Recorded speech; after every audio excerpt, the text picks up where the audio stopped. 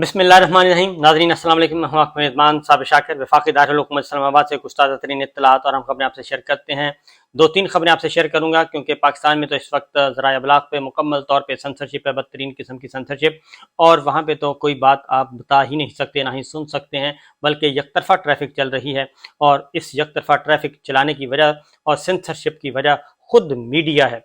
इमरान खान साहब ने कुछ गुफ्तगू की है, वो मैं आपको बताऊंगा। और ख़ास तौर पे 9 मई का मामला जो है वो अब बिगड़ता जा रहा है, और 9 मई जिसने भी किया था अब वो खुद उसके शिकंजे में आने वाला है। उसकी वजह यह है कि 9 मई के वाक़यात के बारे में कुछ ऐसी मज़ीद गुफ्तगुएँ सामने आ रही हैं, कुछ बातें सामने आ रही हैं, जिसके बाद लगता यही है कि 9 मई की आड़ में जो कुछ खेल खेला गया, हो सकता है कि आने वाले दिनों में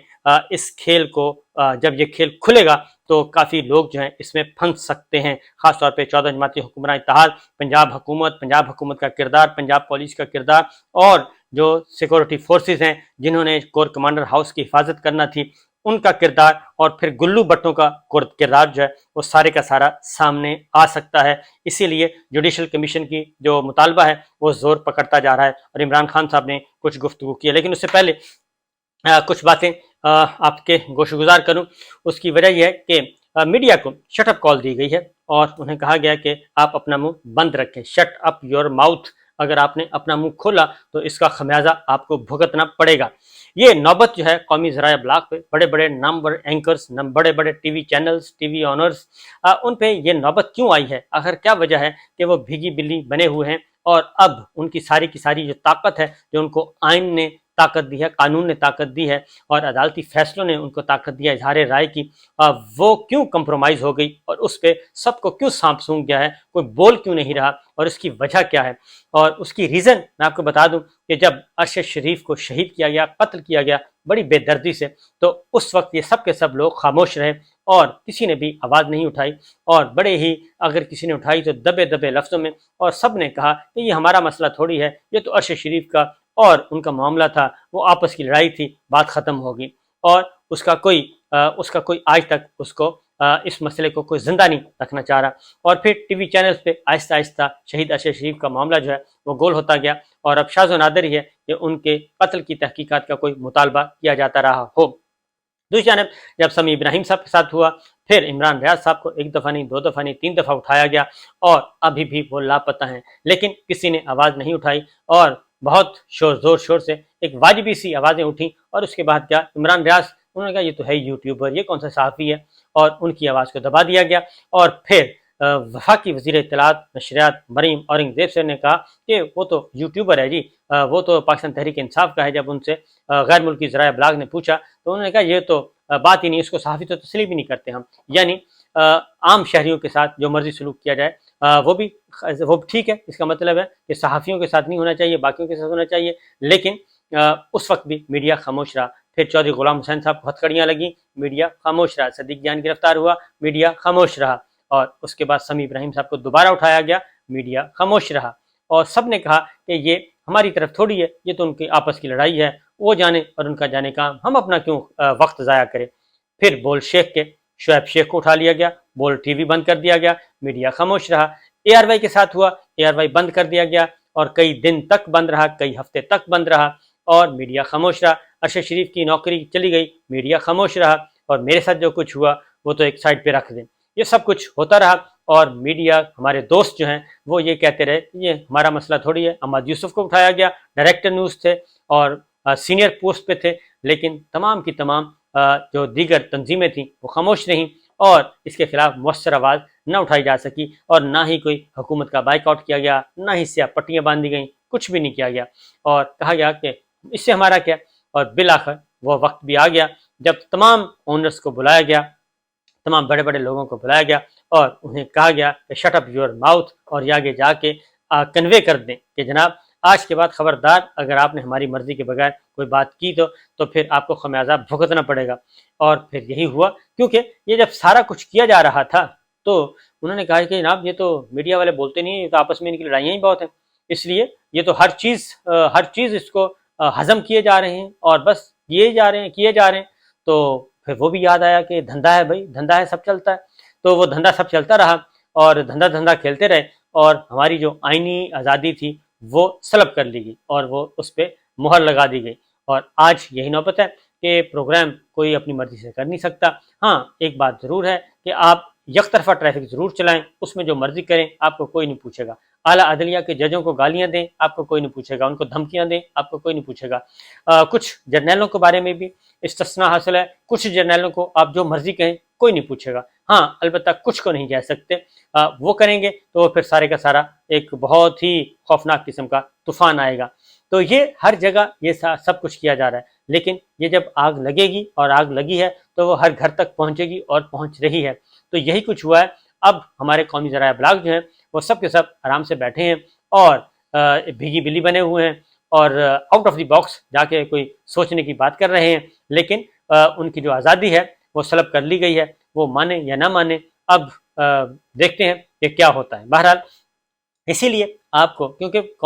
میڈیا کا، جرنلسٹ کا، جرنلزم کا تو یہ کام ہی یہ ہے کہ وہ معاشرے میں حکومت کے جو اپوزیشن ہے اس کی آواز کو بلند کرے، بنیادی انسانی حقوق کے بارے میں آواز بلند کرے، عام شہریوں کے مسائل کے آواز بلند کرے، کہیں ظلم ہو رہا ہے تو اس کو اجاگر کرے۔ لیکن یہ ساری جو تازہ ترین صورتحال ہے اس میں ایسا کچھ نہیں ہے، اور باری باری کر کے تمام کے تمام لوگ تقسیم ہوئے اور تقسیم ہونے کے بعد اس نوبت تک پہنچ چکے ہیں۔ اور پھر پاکستان تحریک انصاف کے لوگوں کو اٹھایا جا رہا تھا تو پاکستان پیپلز پارٹی خاموش رہی اور باقی لوگ بھی خاموش رہے، انہوں نے کہا کہ یہ تو ہمارا مسئلہ تھوڑی ہے، یہ تو پی ٹی آئی کے لوگوں کو اٹھایا جا رہا ہے، وہ جانے اور ان کا جانے کام۔ اور پھر کل ایسا ہوا کہ ندیم افضل چند پاکستان پیپلز پارٹی کے رہنما، ان کے والد صاحب کو بھی اٹھا لیا گیا جن کی عمر ہے 80 سال، اور ندیم افضل چند آپ کو پتا ہے کہ پی آر بھی اچھی ہے، بنیادی طور پہ بندے بھی اچھے ہیں،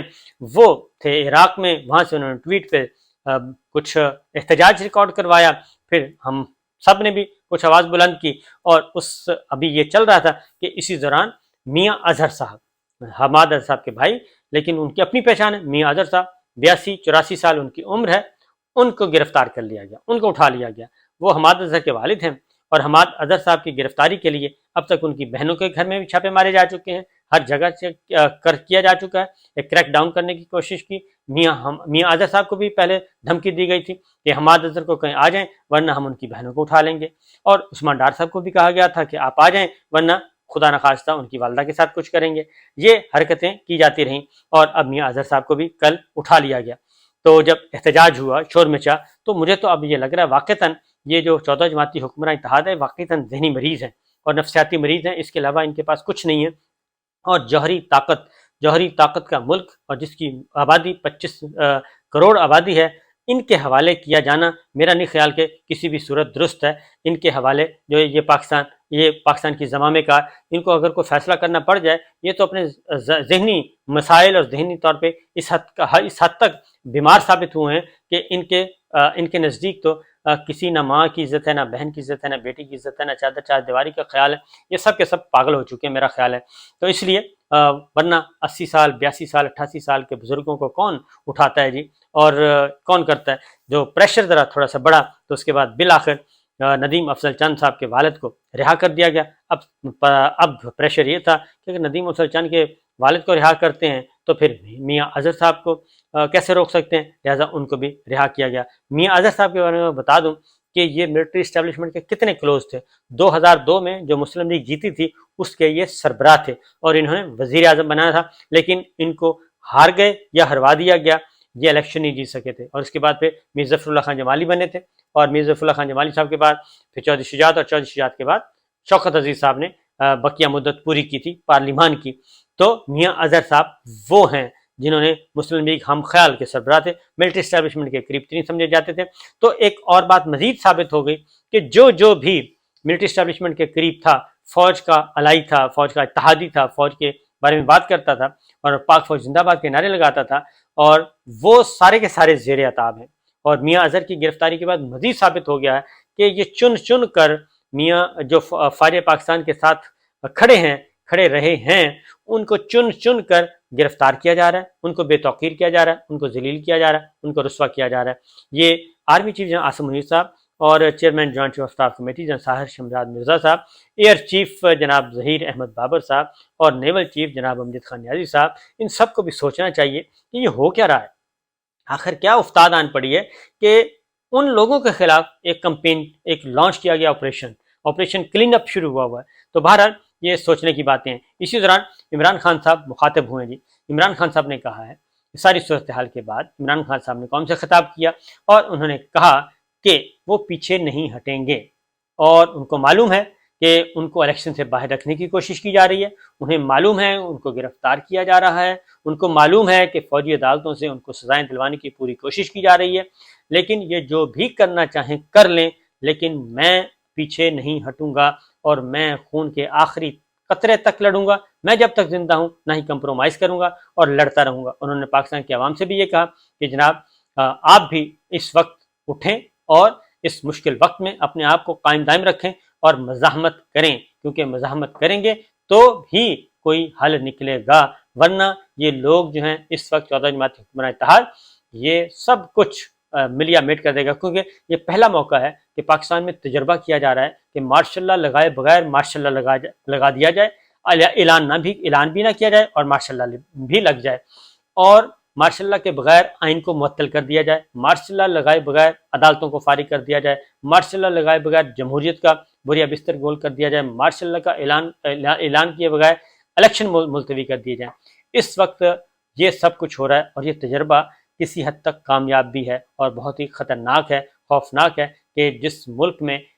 14 جماعت کی حکمراں اتحاد ہو اور وہ آئین پاکستان کو تسلیم نہ کرے اور زور زبردستی ایک کام کرنے کی کوشش کرے، اس کے بعد پیچھے رہ کیا جاتا ہے۔ تو بہرحال جی عمران خان صاحب قائم ہے۔ انہوں نے ایک اور بات بھی کی، انہوں نے کہا کہ پہلی دفعہ انہوں نے بات کی، انہوں نے کہا کہ مجھے جب گرفتار کیا گیا یعنی اٹھایا گیا تو کھڑکیاں توڑی گئیں، شیشے توڑے گئے، دروازے توڑے گئے، مجھے سر پہ چوٹ ماری گئی، اور اس کے بعد میرا گریبان پکڑ کے مجھے اٹھا کے زبردستی لے کے جا رہے ہیں اور اس کی فوٹیج بن رہی ہے، اور وہ کون لوگ تھے ساری دنیا دیکھ رہی تھی کہ وہ پولیس نہیں تھی۔ تو انہوں نے کہا کہ دانستہ اشتعال دلانے کی کوشش کی گئی، لوگوں کو دانستہ اشتعال دلانے کی کوشش کی گئی، اور اس کے بعد جیسے ہی انہوں نے کہا میں گاڑی میں بیٹھا، میرے ساتھ ایسا رویہ تھا، سر سر سر کہہ کے گفتگو کر رہے تھے سارے کے سارے، اور سارے نارمل بیٹھے تھے، اور نیب میں گیا وہاں بھی پروٹوکول، پولیس لائن میں گیا وہاں پہ بھی، اور بڑے بہترین طریقے سے رکھا گیا۔ اور اس کا مطلب یہ ہے کہ جان بوجھ کے یہ اشتعال دیا گیا کہ مجھے اس طریقے سے اٹھایا جائے گا اور اس کی فوٹیج چلے گی، اور فوٹیج چلے گی تو پھر ایک ہنگامہ کھڑا ہوگا، اور اس کی بنیاد پہ انہوں نے کہا کہ یہ سب کچھ کیا جا رہا ہے۔ اور ڈاکٹر یاسمین راشد جب سے بری ہوئی ہیں، باعزت بری ہوئی ہیں، انہوں نے کہا کہ 9 مئی کا غبارہ تو ویسے ہی پھٹ گیا ہے، اور اگر ہماری سینٹرل پنجاب کی صدر جو ہیں وہ اس میں ملوث نہیں نکلی تو اس کا مطلب واضح ہے کہ یہ ہماری پالیسی نہیں تھی، پارٹی پالیسی نہیں تھی، بلکہ یہ کچھ اور تھا، اور اس میں کچھ اور لوگ ملوث ہو سکتے ہیں، یہ فالس فلیگ آپریشن ہو سکتا ہے، اور اس میں تو کوئی شک نہیں ہے جی۔ بہت سارے گلو بٹ نظر آ رہے ہیں، بہت کچھ نظر آ رہا ہے، کیونکہ باریک واردات کی گئی ہے 9 مئی کو، جس نے بھی کی ہے بڑی باریک واردات کی ہے، اور اس کا ہدف پاکستان تحریک انصاف اور عمران خان تھے، اور اس کے بعد پاکستان تحریک انصاف کو جس طریقے سے توڑا گیا ہے، اور انہوں نے واضح کیا عمران خان صاحب نے کہ 9 مئی کی بنیاد پہ پارٹی کو توڑا جا رہا ہے اور انہیں الیکشن سے باہر رکھا جا رہا ہے، لیکن کیا ان کے الیکشن سے باہر رکھنے سے وہ مسئلہ حل ہو جائے گا، اور کیا مجھے جیل میں ڈالنے سے، فوجی عدالت سے سزائیں دینے سے وہ مسئلہ حل ہو جائے گا؟ یہ سوچنے کی بات ہے۔ دوسری جانب میاں اسلم اقبال صاحب کا خط بار بار کہہ رہا ہوں جی، وہ ضرور پڑھیے گا، کھلا خط ہے، اور اس میں بھی جس بربریت کا، جس یزیدیت کا ذکر کیا گیا ہے، آج ندیم افضل چند صاحب کو بھی اس کا احساس ہوا ہے، کیونکہ ان کے والد صاحب، تو یہ آگ جو ہے یہ ہر گھر تک پہنچے گی، اور جب ہر گھر تک پہنچے گی تو شاید پھر اس کو کوئی اٹھ جائے، لیکن اس وقت بہت وقت گزر چکا ہوگا۔ جو میڈیا کے ساتھ ہو رہا ہے یہی کچھ تمام سیاستدانوں کے ساتھ ہونا ہے۔ اجازت دیجیے، اللہ حافظ۔